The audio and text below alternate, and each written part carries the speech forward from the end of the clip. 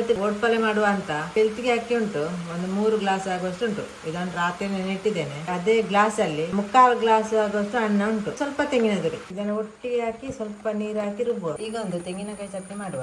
ನೋಡಿ, ಸ್ವಲ್ಪ ತೆಂಗಿನ ತುರಿ ಉಂಟು, ಸ್ವಲ್ಪ ತಗೊಂಡದ್ದು.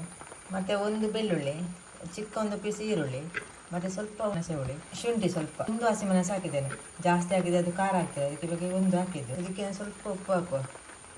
ಇನ್ನು ಸ್ವಲ್ಪ ನೀರು ಹಾಕಿ ರುಬ್ಬಿದ್ರೆ ಆಯ್ತು. ಇದಕ್ಕೆ ರುಚಿಗೆ ಎಷ್ಟು ಬೇಕೋ ಅಷ್ಟು ಉಪ್ಪು ಹಾಕು.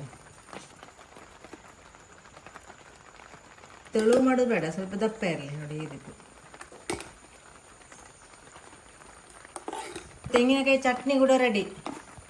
ಓಡ್ಪಲೆಗೆ ಇದು ಮಣ್ಣಿನ ಕಾವಲಿ ಆಗಬೇಕು, ಮತ್ತೆ ನಾಸ್ಟಿಗೆಲ್ಲ ಕಾವಲಿ ಆಗೋದಿಲ್ಲ. ಕಾವಲಿ ಬಿಸಿ ಆದ ನಂತರ ಒಂದು ಸೌಟ್ ಹಾಕುವ ಹಿಟ್ಟನ್ನು. ಮತ್ತೆ ಗ್ಯಾಸ್ ಮಾತ್ರ ಹೈ ಫ್ಲೇಮಲ್ಲಿ ಇರಲಿ, ಇಲ್ಲದುಂಟಲ್ಲ ಬೇಯುವುದಿಲ್ಲ. ಹಿಟ್ಟು ಹಾಕಿದ ನಂತರ ಒಂದು 30 ಸೆಕೆಂಡ್ ಆದಮೇಲೆ ಮುಚ್ಚಿ ಇಡಬೇಕು, ಯಾಕಂದ್ರೆ ಇದು ಕಣ್ಣು ಕಣ್ಣು ಬೀಳ್ತದೆ. ನೋಡಿ, ಇನ್ನು ಗ್ಯಾಸನ್ನು ಕಡಿಮೆ ಇಟ್ಟಾಯ್ತು. 1 ನಿಮಿಷ ಆದಮೇಲೆ ತೆಗೆಯುವ.